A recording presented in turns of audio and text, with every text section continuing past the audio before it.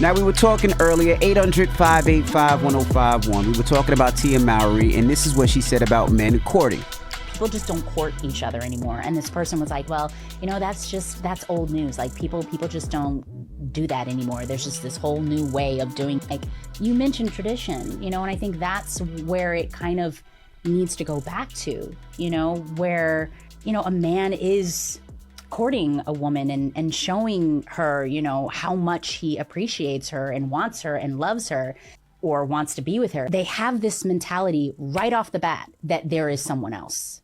Do you know what I mean? Like there could be someone else. Is it that they're the prize? Yes. We talking deep here. Yes. We about to get into it. Oh my God, that the man is the prize. The man is the prize. Yes. I'm talking loud. Yes. So we're asking 800-585-1051. What are your thoughts? Jason? I mean, everybody should feel like they're the prize. I want to feel like I'm the prize. I want to make you feel like you're the prize. We both going to be the prize because we should be the winning team. I don't know why one person should feel like they're the prize over the other, why that should even be a debate. But at the same time, I also feel like when you have what appears to be a successful marriage and you choose to be out here in these streets, the streets are cold. And if you get the chills, it is what it is. Yeah, I agree. I don't understand why we can't both feel like we're special. You know what I'm saying? If you the prize, I'm the prize too. You special, I'm special. Let's be special together. And I do think, Ebony K. Williams was up here, and she said, something to the effect of, in the eyes of some men, when you get older, after you done had some kids and you out here single, in the eyes of some men, your value isn't the same. You know what I mean? Because I think men still court. They just choose to court based on how they perceive your value, I think. I believe. Yeah, I mean, I've been married, 22 years, 23 years, and I still court my wife. Don't nobody care. You no, married. But I'm going to tell you why that makes sense. I still court my wife regardless, and because I can still continue to court my wife, my kids see it. And I have 4 daughters, and my daughters know that they need to be felt special. Don't take my daughters for granted. And my sons know that when they're dealing with a woman or their girlfriend, to make them feel special and to court them and to make them feel a certain way. And yeah, but they're 20-something years old.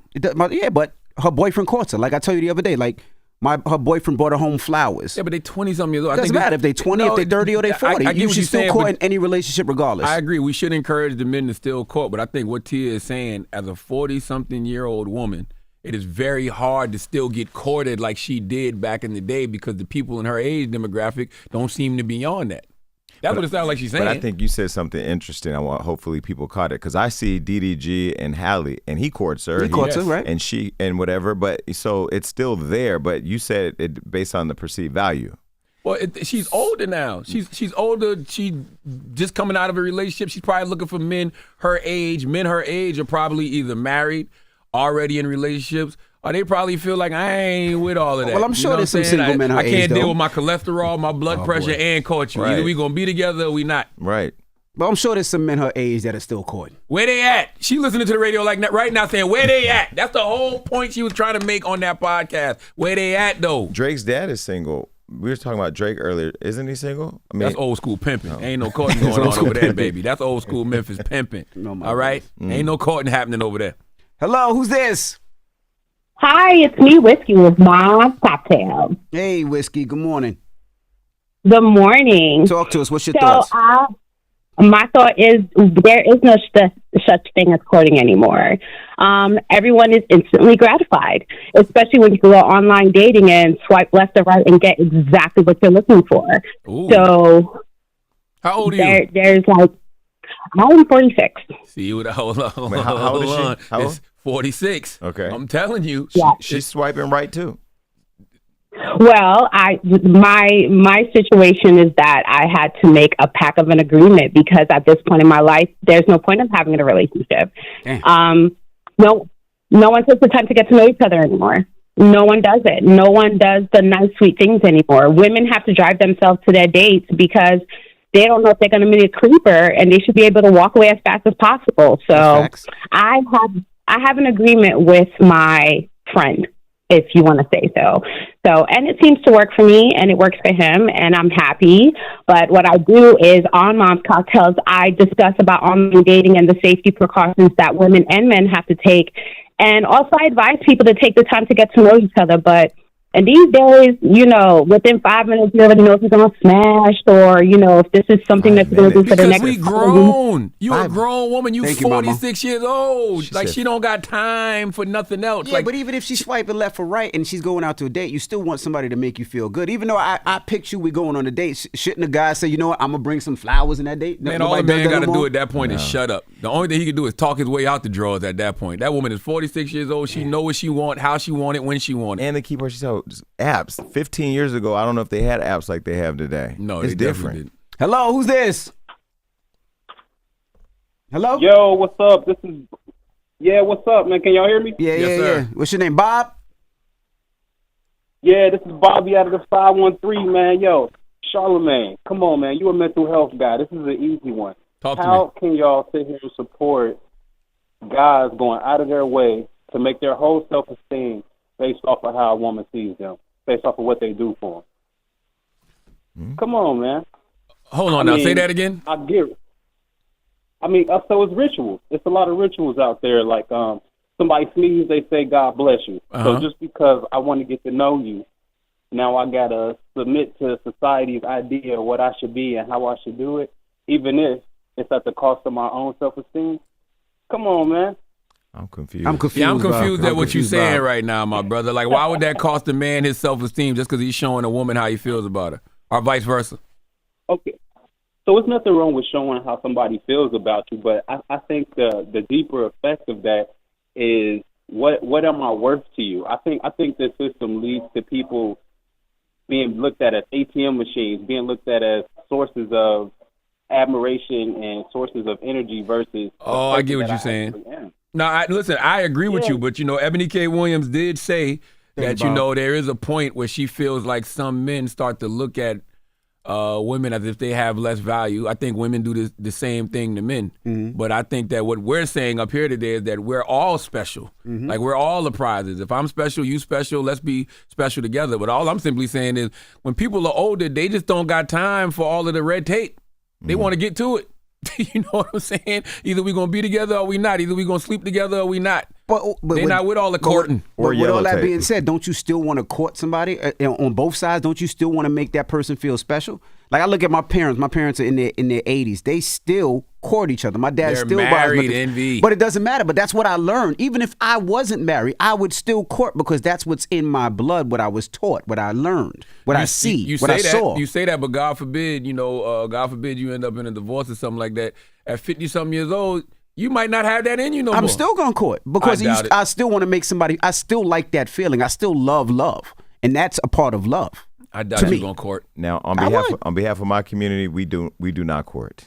we get straight to it. But I will say this is the first time in many years that I'm actually talking to somebody now that I've spent 4 months courting, I guess. So who'll be sending you all them flowers, Jason? Rihanna. So you're courting somebody. Yeah, I am. But I will say now I do see the difference because there's a long-term investment for me in it now. But doesn't it feel more special? It has more purpose for sure. More absolutely. Purpose is sexier. The love feels like it's there, stronger. But it also comes with daily threats too. Because if I'm wasting all this time courting, it's gonna be a problem. I do understand what the last caller was saying though, because it does feel kind of transactional, right? What you mean? Like I gotta do all of these things for you, just for you. But it's okay to make somebody feel like they have value to you. Absolutely. Right? That's okay. Well, does that have to come through transactions? That can't just come through conversation? Depends on what your love language is. Depends on what your love language is. And it doesn't have to be super duper expensive. It could be something as small as your favorite food is jerk chicken and white rice. Let me bring you a plate of jerk chicken and white rice. I still don't know you though. Oh my goodness. No, listen to what I'm saying. Just because I bring you these things, I still don't know you. Sure. I would prefer the conversation. I would prefer to sit down and talk to you and build to you and know what you thinking, know what you feeling. Like, we can do that too. Just giving me stuff and taking me places, that's cool. But it could be something small, like if I'm out of town and I buy you a mug because I'm like, I thought about buying. You. Or just do like the gays and just move right in. If it don't work out, bam. Now you know. Don't do that. But let's talk about it more. 800-585-1051. It's The Breakfast Club. Good morning. So we're asking 800-585-1051. What are your thoughts? Now let's go to the phone lines. Hello, who's this? Hey, this is Missy. Hey, Missy, good morning. We were talking about courting. What's your thoughts? Good morning, by the way. So I morning. honestly feel like I definitely understand y'all's standpoint because it's hard. Now, I'm only 29, so I'm not going to say it's hard now because I've never been married. But for her to be 40 and just now coming out of a relationship, she's expecting things to, I guess, be the same. It's definitely different now because you have older guys going for younger women who they don't have to do all of that with. But I also still feel as though, and I do have to disagree with Jason Lee, like she's still bad. She's still a beautiful woman, and she's at a certain status. So I feel like there's everybody for somebody. And when you're in that tax bracket, there's somebody out there that's worth courting you with or what have you. So I just feel like I get both ends of it. But she just has to know that you're just getting your feet wet. You've been in a relationship for 20-something plus years, you know what I mean? So it's not going to be the same. You're right, but also to what Jason was saying, because it goes to the Ebony K. Williams point, Ebony just says the pool gets shallower and shallower. So the pool might be clearly the pool is very, very shallow for her right now. And when you're in your 40s, not to say, I'm not age shaming because I'm 46, I mean, you out in these young streets with 2 kids trying to find that Mr. Right to court you, and it ain't gonna happen. So by the time she's maybe 47, she may find him. Then you got to court for a year. I mean, I don't know. It's almost saying like you're saying that she should settle. She should. For what happened to for better or for worse? Is that not a thing anymore? Yeah, I mean, it is, but you know, when courting, like Charlamagne said, it doesn't have to be financial. Like there's things that you could do that's not financial that makes somebody feel special, right? Yeah, especially at 47, 48. Like go pick up my cholesterol medication from CVS. There you go. Know what I mean? That's it's special. The small things. That's special. You know? But that starts the conversation. What you on? I'm on statin. How many milligrams? What you want? Like that's the conversation that we having at this age. Jesus. Really? Jesus. Yes. I don't like that. Hello, who's this? Good morning. This is Ashley coming out of H-Town. Ashley out of H-Town. What's your thoughts, Ashley? I absolutely agree with Tia. I just had an argument with a gentleman I've been dealing with for maybe a year yesterday about the same topic, and he told me this isn't the 70s anymore, so I need to get over myself. How old is he? He is 49. And how old are you? I'm 36. God dang. You got a sugar daddy. Yeah. I love the old man. See, he definitely ain't taking you serious. You gonna do what daddy tell you to do when you tell him to do it. Okay, but you figure an older man would understand courting because he came from that era of courting, right? He's 49. He ain't got time for that with this little 36-year-old girl. That little stuff like that, mama. You own a house, mama? Hey, yes. Well, I got an old soul. So wouldn't you like it if your man came over there and cut your grass? You think that man about to cut grass in that Houston heat at 49 years old? You got time to cut grass. You're right. He trying to cut some other grass. Why not? Hey, well, grass is grass. She talking about sex. I know, that's what I said. Grass is grass. And maybe y'all can cut it together. There you go. It just don't work like that. I just hired the lawn man to do that. All right. Well, thank you, Mom. Have a good day with your little sugar puff daddy. Sugar puff daddy. Hello, who's this? Hello? Hey, what's your name, brother? My name's Trey. First of all, I don't know whose decision it was to play the Lion King theme every morning, but shout out to them. But I want to say I agree with 100% everything Jason Lee and Charlamagne said, because like I said, it is the dating pool is piss out here in these streets, and you can go on social media and see that. But I think she's still dating like she's 10, 15 years younger. Not saying she's too old, but just the generations are different. The way people move are different. You're absolutely right. We are in a sexy red era. Let's just be very clear. Yeah, but this is the thing. If I'm single and I'm 46, 47, 48, 49, 50 years old, right? And I know these other men ain't courting. Yeah. If I'm the only man courting, who's the one that's going to get the women? Who's the one that's going to get the girl that wants to talk to? Me, because I'm the one that's doing what these other brothers ain't. That's not true. Right or wrong? But there aren't I don't think a lot of women are out there saying they want to be courted. They may be saying they want to be courted, but they ain't courting in the clubs. That's not what's happening. Yeah, I'm going to be honest. The older women I hear talk that's 40 plus, they don't care about the courting part. Right. They just want a man, period.